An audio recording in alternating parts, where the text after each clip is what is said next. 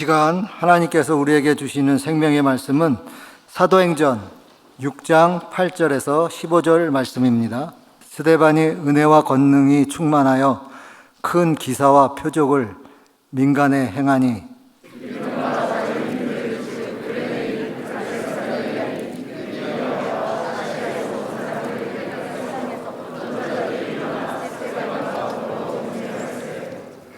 스데반이 지혜와 성령으로 말함을 그들이 능히 당하지 못하여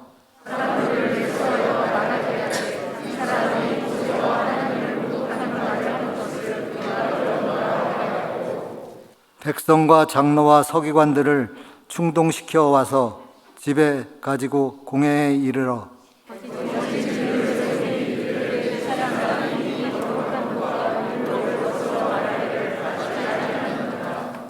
그의 말에 이 나사렛 예수가 이곳을 헐고 또 모세가 우리에게 전하여 준 규례를 고치겠다 함을 우리가 들었노라 하거늘 다 스데반을 주목하여 그 얼굴이 천사의 얼굴 같더라. 아멘.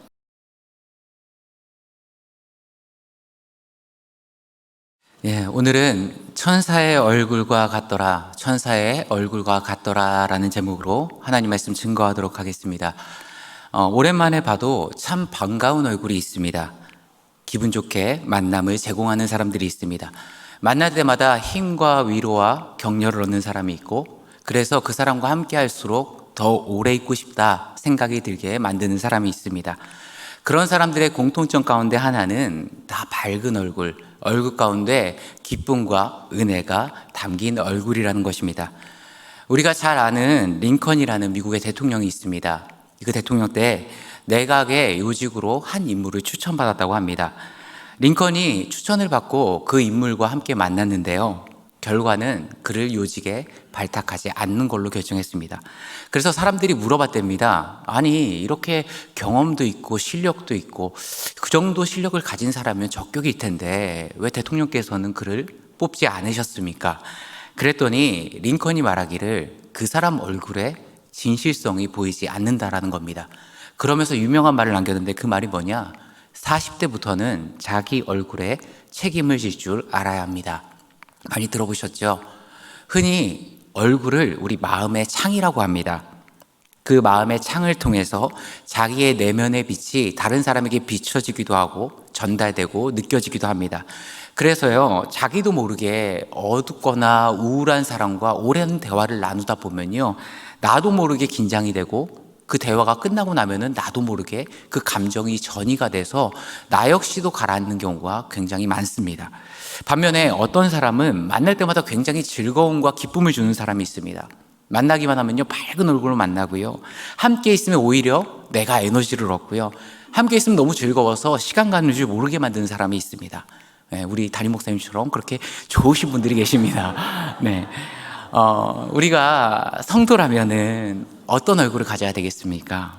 이렇게 힘을 주고 위로를 주고 만날 때마다 더 오래 있고 싶고 기쁜 얼굴, 그렇게 밝은 얼굴의 소유자가 돼야 되겠죠. 어떤 변호사가 업무차 미국에 갔다고 합니다. 세인트루스에 방문하게 됐는데 이제 몇 주 동안 이 지역에서 업무를 봐야 되니까 이 주의 성수를 해야 되지 않겠습니까?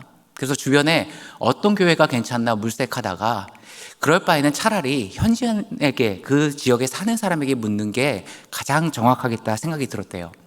그래서 차를 운전하고 가다가 차를 딱 멈춰놓고 교통정리를 하는 경찰관에게 물어봤답니다. 이 교회에 추천할 수 있는 교회가 어디 있습니까? 그랬더니 교회를 한 군데 소개시켜줬는데 이 사람이 운전하면서 가다 보니까 희한하게 가는 중간중간 갈만해 보이는 교회들이 여러 군데 나타나는 겁니다. 이렇게 가까운 교회들이 있는데 왜 굳이 거리상으로 먼 교회를 추천했을까? 조금 이상하더래요. 그래서 이왕 가는 길로 한 거 그냥 끝까지 꾸역꾸역 도착해서 그곳에서 예배를 드렸다고 합니다. 이제 예배를 마치고 자기가 묵고 있는 호텔로 돌아가는데 여전히 그 교통경찰관이 그 자리에서 교통정리를 하고 있는 겁니다. 그래서 궁금해서 물어봤답니다. 아니, 제가 가는데 중간중간에 보니까 가까운데 여러 교회도 있고 가서 예배를 드려보니까 다른 교회랑 크게 다르지 않는데 왜 굳이 저를 먼 교회에 추천하신 겁니까? 물어봤답니다. 그랬더니 이 경찰관이 하는 얘기가 뭐냐? 나도 사실 불신자라 그 교회를 가본 적은 없습니다. 그런데 수년간 그 자리에서 교통정리를 하다 보니 여러 교회가 있지만 그 교회에서 나오는 성도님들의 얼굴이 가장 밝고 기뻤습니다. 그래서 추천했다고 합니다. 불신자기 때문에 아무 이해관계가 없겠죠. 그런데 불신자가 보기에도 그 성도들의 얼굴에 기쁨과 은혜가 전달되고 느껴짐을 보고 야, 저 교회가 진짜 교회구나 느꼈다라는 겁니다. 무슨 얘기입니까? 우리 얼굴이요, 불신자들에게는 전도지가 된다는 겁니다. 우리 얼굴이 수많은 사람들에게는 조용하지만 굉장히 강력한 메시지가 될 수 있다는 겁니다. 사도행전에 초대교회가 세워지고 교회는 12명의 사도들이 오로지 말씀과 기도에 집중할 수 있도록 교회의 일꾼을 세우게 됩니다. 6장 5절에 보니까 믿음과 성령이 충만한 사람으로 7명의 집사를 세웠는데요. 그 집사들 이름 중에 첫 번째로 등장하는 사람이 바로 스데반 집사입니다. 즉 이 말은 교회가 마띠아 선출을 제외하고 예수님의 제자, 사도 외에 최초로 검증되고 인정하는 7명의 기둥 같은 일꾼들을 세웠는데 그 그룹의 리더가 누구였냐? 스데반 집사였다는 겁니다. 그는 어떤 사람이었는가? 오늘 본문 15절에 보니까 성경은 이렇게 말합니다. 공회 중에 앉은 사람들이 다 스데반을 주목하여 보니 그 얼굴이 천사의 얼굴과 같더라. 야, 천사의 얼굴. 뭐 말이 더 설명이 필요하십니까? 예를 들면 우리도 막 세상 사람들이 평가하기를 누구누구 집사님은 진짜 천사 같다. 야, 저 누구누구 장로님은 그냥 얼굴이 천사의 얼굴이야. 그런 평가를 듣는다면 그거보다 더 기분 좋은 말이 어디 있겠습니까? 그렇다면 우리가 성도로서 그런 천사의 얼굴을 소유해야 되는데 가장 중요한 것은 그런 얼굴이 변화되는 뿌리가 어디에 있는가가 중요하겠죠. 단순히 외면적으로 보여지는 것만 아니라 진짜 우리가 스데반의 얼굴을 얻기 위해서는 무엇보다도 우리 내면이 중요하다는 겁니다. 내 심령이 고스란히 우리의 창인 얼굴을 통해서 다른 사람에게 전달되기 때문에 그렇습니다. 우리의 얼굴을 어떻게 변화시킬 것인가? 미소 짓는 연습, 눈웃음, 선한 표정, 물론 유익하겠죠. 그런 방법론이. 하지만 그런 것들은 본질적인 변화의 핵심은 아닙니다.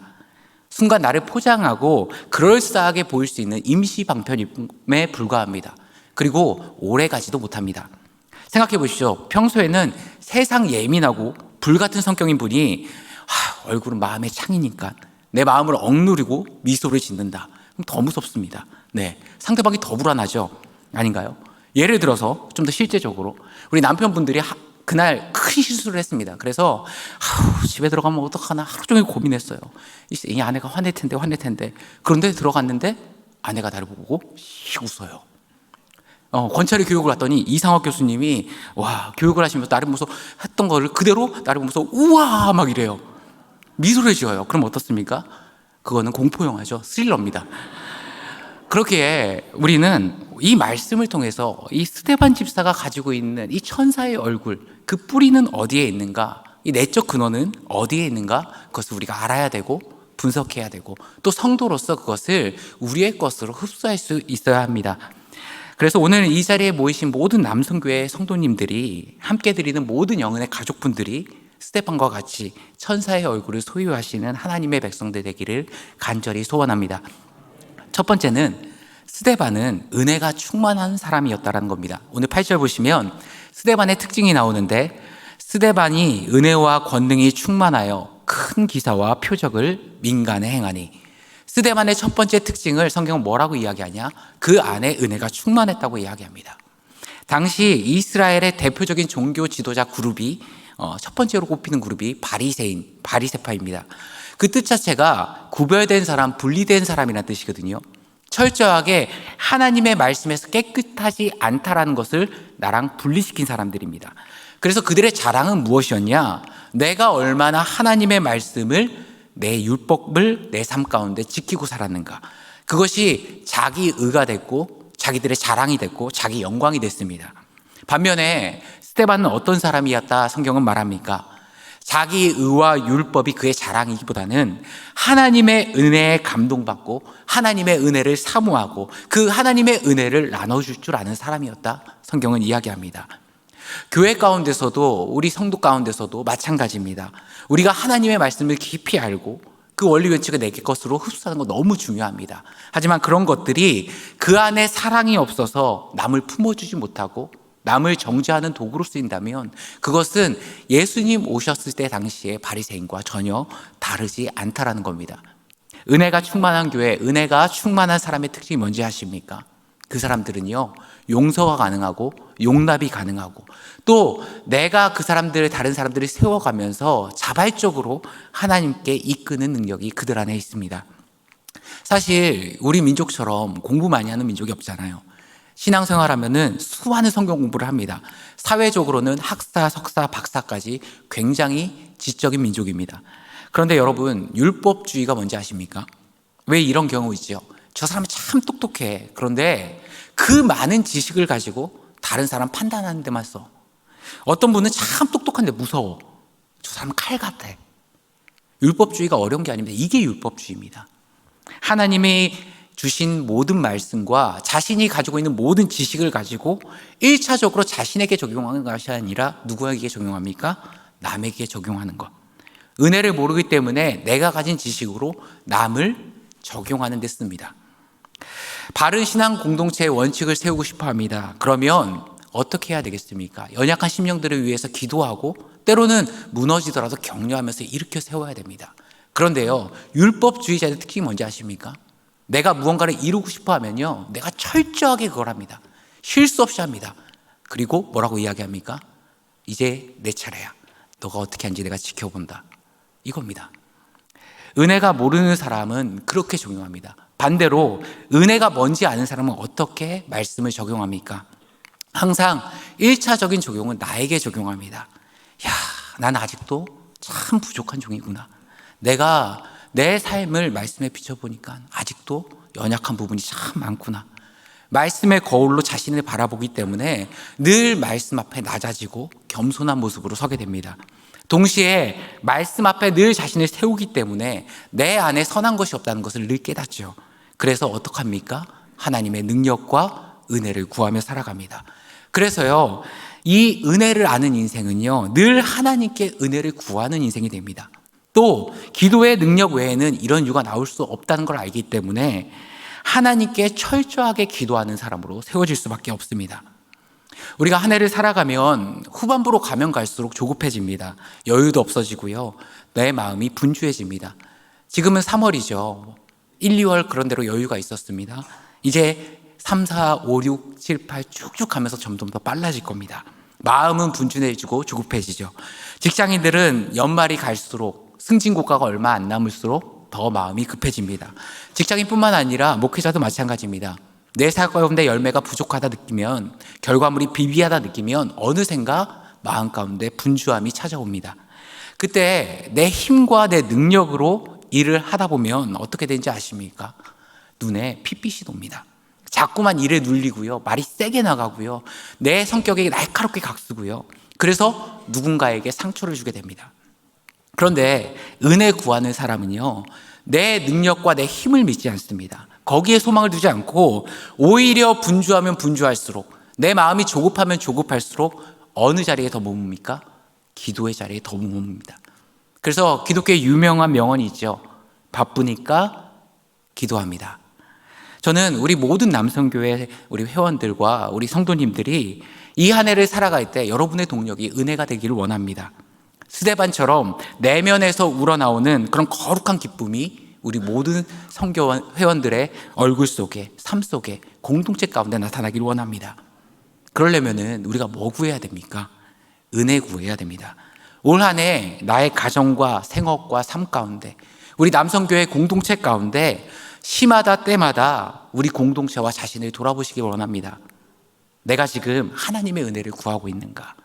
우리 남성교회가 하나님의 은혜를 꽉 붙잡고 있는가? 아니면 무언가를 하려고 힘으로 애쓰고 있는가? 다시 말하면 철저하게 기도하면서 하나님의 얼굴을 구하며 올 한 해 나아가길 원합니다. 그럴 때 우리의 힘과 지각보다 하나님의 은혜가 훨씬 더 강력하며, 내가 빈 그릇이며 하나님 앞에 겸손하게 나아갈 때 그 빈 그릇을 흔들어 넘치도록 채우시는 하나님의 은혜를 경험하게 될 줄 믿습니다.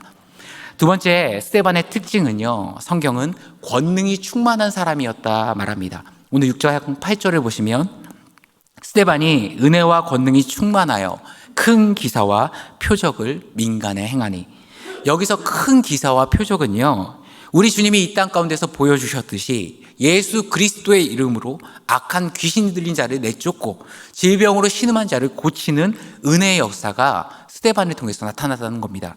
그는 자신의 인생을 통해서 하나님의 전능하신 능력이 무엇인지를 보여줄 줄 아는 사람이었습니다. 어찌 보면 이건 되게 당연한 수순이죠. 철저하게 심히 큰 능력이 하나님께 있음을 아는 사람, 하나님의 은혜를 구하면서 기도하는 사람을 은혜의 사람이라고 이야기 들었습니다. 그 사람이 기도의 사람을 온전하게 세우게 되니까 어떤 역사가 일어납니까? 무한하신 하나님의 그 힘이 큰 능력이 그 사람의 인생 가운데 권능으로 임하기 시작하는 겁니다. 디모데후서 1장 7절에 보니까 하나님이 우리에게 주시는 것은 두려워하는 마음이 아니요 오직 능력과 사랑과 절제의 마음이니. 우리가 하루하루를 보내다 보면 때로는 막막하고 두려움을 느끼는 경우가 있습니다. 이 적자 생존의 치열한 삶의 현장 속에서 어떻게 하면 내가 이 한 해 나의 사업, 나의 직업, 나의 자녀가 도태되지 않고 버틸 수 있을까? 혹시 마음 가운데 두려움과 염려가 가득한 성도님들 계십니까? 가장 본질적인 문제는요, 기도가 없기 때문에 그렇습니다. 모든 인간은요, 태생적으로 하나님의 능력을 의지하지 않으면 이 땅에서 살아가는 것 자체가 두려움입니다. 모든 게 다 두렵고요, 새롭게 다가오는 것마저 두려움을 느낍니다. 취학과 진학을 앞에 둔 자녀, 그 자녀를 볼 때마다 무엇이 두렵습니까? 자녀의 불합격이 두렵습니다. 사업이 잘 풀려서 승승장구합니다. 그런데 마음 가운데 두려워요. 왜요? 내가 언제 실패하면 어떡하지? 또 하다못해 승진을 하기로 결정난 사람은 그 승진 자체가 두렵습니다. 내가 과연 이 자리를 감당할 수 있을까? 신앙도 마찬가지입니다. 올 한 해 내게 맡겨진 부서, 내게 맡겨진 공동체, 내가 잘 감당할 수 있을까? 전대회장은 정말 잘했는데 우리 남성교회가 정말 잘 부흥할 수 있을까? 기도가 없으면요, 무조건 불안하고 무조건 두려워집니다. 우리가 잘 아는 사울왕을 한번 보시면 이스라엘의 모든 군대의 통수권자였습니다. 가장 높은 왕의 자리에 있었습니다. 그럼에도 불구하고 그의 인생 대부분은요, 불안과 두려움이었습니다. 사무엘상에 다윗이 등장한 이후에 사울이 진정으로 하나님께 기도했던 구절이 찾아보신 분 계십니까? 단 한 구절도 안 나옵니다. 보세요. 한 나라의 최고의 통치자라 하더라도 그 인생 가운데 기도가 없으니까 어떻습니까? 두려움 투성입니다. 그렇게 우리가 2023년 하나님의 은혜로 우리의 삶의 지경이 넓혀지면 넓혀질수록, 우리의 공동체가 확장되면 확장될수록 우리가 해야 될 것은 무엇입니까? 하나님의 권능을 구할 줄 아는 백성으로 서야 됩니다. 그거 아십니까? 하나님의 권능이요, 우리 인생 가운데 임하면 그게 얼굴에서도 드러납니다. 쉬운 예로 모세가 하나님의 말씀을 받기 위해 시내산에서 40일간 하나님과 깊은 교제를 나누죠. 그리고 율법, 이 십계명을 받고 내려오는데 사람들이 모세의 얼굴빛을 보고 두려워했습니다. 그래서 아시는 것처럼 모세가 수건으로 얼굴을 가린 뒤에 사람들과 대면했죠. 지금 백성들은 모세의 얼굴에서 무엇을 느꼈습니까? 모세 가운데 하나님의 권능이 함께 하시는구나. 그의 얼굴을 보면서 힘을 느꼈고요, 그의 얼굴을 보면서 하나님의 임재를 느꼈습니다. 잊지 마십시오. 하나님의 살아계신 말씀으로 무장하고 하나님께 권능을 구하는 주의 백성들은요, 얼굴빛부터 달라집니다. 그렇게 저는 우리 모든 남성교회 회원분들이, 그리고 우리 성도님들이 23년을 보내면서 수심이 가득하고 두려움이 가득한 얼굴이 아니라 누가 보더라도 권능이 가득한 얼굴, 하나님이 지금 함께하고 있는 얼굴, 사람을 살리고 변화시킬 수 있는 스데반 집사와 같이, 모세와 같이 빛나는 얼굴 되기를 간절히 소망합니다. 그것을 무엇이 가능하게 만들어준다고요? 기도가 우리의 얼굴을 권능의 얼굴로 변화시킬 수 있다는 겁니다. 마지막으로 세 번째, 스데반은 지혜가 충만한 사람이었습니다. 오늘 본문 10절을 우리 함께 읽어보도록 할까요? 시작. 스데반이 지혜와 성령으로 말함을 그들이 능히 당하지 못하여. 스데반은요, 하나님이 공급해 주시는 지혜가 충만했던 사람입니다. 하늘의 지혜를 소유했던 사람이고 하나님이 공급하시는 그 지혜를 가지고 선포했던 사람입니다. 이 지혜란 말이 조금 어려우시면 요즘 우리가 쓰는 말로 바꾸면 판단력입니다. 바른 판단과 바른 의사결정이 바로 지혜입니다. 우리가 하루를 살아가면 수십 개도 넘는 선택의 순간들이 밀려옵니다. 그런데 그 모든 선택을요, 우리 인간적인 지혜, 세상이 말하는 처세술, 방법론, 관계론, 이런 것들을 가지고 결정을 내리면요, 나름 그럴싸한 결정을 내릴 수 있습니다. 그리고 사람의 방법이요, 꽤 괜찮아 보입니다. 우리 이성과 지혜로 생각해 볼 때 100%까지는 아니어도요, 한 95% 정도는 그럴싸하게 보인다는 겁니다. 거기에다가 우리의 해석과 우리의 논리가 가미되면 하나님도 이렇게 원하실 것이다 합리화시켜버리면 그 일을 추진합니다. 그걸 뭐라고 말하는지 아십니까? 사람의 방법이라고 이야기합니다. 굉장히 그럴싸해 보이는 우리의 생각 95%와 완벽해 보이는 하나님의 100%의 생각, 그 오차는 단 5%에 불과합니다. 그런데 이 5%에는요, 엄청난 차이가 존재합니다. 뭐냐?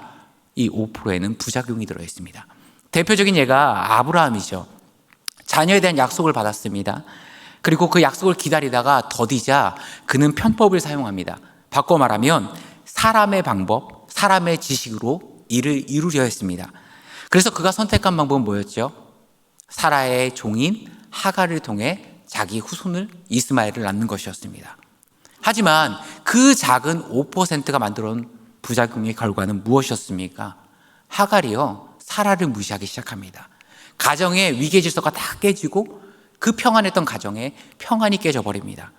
이삭이 태어나자 결국에는 하갈과 이스마엘을 집에서 분리시켜버리는, 그래서 그 가정 가운데 씻을 수 없는 상처를 남깁니다. 또한 이스마엘이 태어나고 이삭이 태어나기까지 13년이라는 기간 동안 하나님이 아브라함의 인생 가운데 침묵해버리십니다.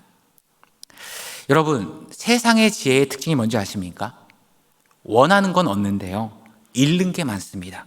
그게 세상의 지혜의 특징입니다. 하나는 얻는데요, 하나는 잃어버립니다. 좀 수준 낮은 지혜는 어떤지 아십니까? 하나는 얻는데 10가지를 잃어버립니다. 반면 하나님의 지혜는 어떻습니까?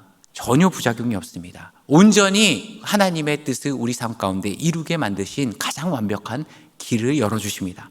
그렇다면 하나님의 지혜 어떻게 공급받을 수 있겠습니까? 시편 25편 12절을 보시면 여호와를 경외하는 자가 누구냐? 그가 택할 길을 그에게 가르치시리로다. 여호와를 경외하는 자, 즉 하나님의 말씀을 사모하고 하나님의 말씀을 송이골보다 더 달게 여기는, 사랑하는 자에게는 하나님의 은혜가 어떻게 임합니까? 그가 택할 길을 가르치시리로다. 스데반이 하나님의 말씀으로 얼마나 충만했던 사람인지 아십니까? 사도행전 7장에 보면요, 당시 스데반이 공회에서 대제사장, 장로, 서기관들, 요즘으로 치면요, 말씀에서 최고 권위자들 앞에, 서울대 교수들 앞에 딱 섭니다. 그리고 성경을 쫙 풀어 해석하는데요, 그 성경의 내용이 모든 듣는 사람의 심령을 말씀으로 찔러 쪼개버리는 겁니다. 지금처럼 성경이 인쇄되고 보급되고 누구나 볼 수 있는 시대가 아닌 2000년 전의 그 신약 시대에 구약의 아브라함부터 모든 선지서를 예수 그리스도의 빛을 통해서 한 통에 관통해버리는 그 신학의 관점을 그 당시 사람이 가졌다는 건요, 쉬운 일일까요? 이건 웬만한 말씀에 통찰력이 없으면 불가능한 일입니다. 그거 아십니까? 신약의 절반 이상을 기록하고 주님의 말씀을 듣고 전 세계를 누볐고 신약에서 가장 위대한 하나님의 일꾼이라고 불리는 사람, 바울이죠. 이 바울이 성경 속에서 수많은 서신서와 저서 속에서 나타나는 바울의 신학이 있습니다. 근데 그 신학의 근본 뿌리가요, 바로 7장에 나오는 스데반이 설교한 것에 기초합니다. 그렇게 우리가 인생을 살아가면서 위로부터 오는 지혜, 하나님의 지혜를 소유하는 방법, 우리 인생에 부작용 없고 바른 판단과 분별력으로 지혜를 사는 가장 확실한 방법이 무엇이겠습니까? 무엇보다요, 하나님의 말씀을 사모하고 그 말씀으로 나를 충만하게 채우는 백성이 되어야 됩니다. 그런 자에게는 하나님께서 내 인생의 순간순간마다 택할 길을 가르쳐 주시고 분별력과 판단력을 허락하시고 하나님의 가장 완벽한 방법이 있는 그곳으로 내 인생의 발걸음을 인도하시는 참된 지혜를 부어주신다는 겁니다. 오늘 말씀을 정리하도록 하겠습니다. 이제 겨울이 지나고 생명이 소생하는 3월의 첫 주일입니다. 저는 우리 모든 남성교회 회원분들이 그리고 우리 모든 성도님들이 올 한 해 삶과 신앙의 모든 부분에서 아름다운 열매를 풍성히 거두는 한 해 되기를 소망합니다. 그러기 위해서는 우리가 세 가지가 필요합니다. 첫 번째로는 은혜 구해야 됩니다. 두 번째로는 권능 구해야 됩니다. 세 번째로는 내 안에 하나님의 말씀으로 충만해져서 위로부터 오는 하늘의 지혜를 소유해야 됩니다. 이 은혜와 권능과 지혜로 철저하게 무장하셔서 스데반 집사와 같이 주님의 마음을 시원하게 해드리고 천사의 얼굴과 같이 빛나는 그런 아름다운 얼굴을 소유하시는 우리 사랑하는 영혼의 모든 성도님 되시길 간절히 소망합니다. 기도하시겠습니다. 참 좋으신 하나님 아버지 감사합니다. 우리가 늘 주님의 은혜 앞에, 권능 앞에, 말씀 앞에 서게 하시고 하나님이 부어주시는 그 놀라운 은혜를 소유하는 백성 되게 하여 주옵소서. 스데반 집사와 같이 천사의 얼굴로 교회와 이웃을 섬기며 아름답게 세워나가는 우리 모두가 되게 하여 주옵소서. 예수님의 이름으로 기도드리옵나이다. 아멘.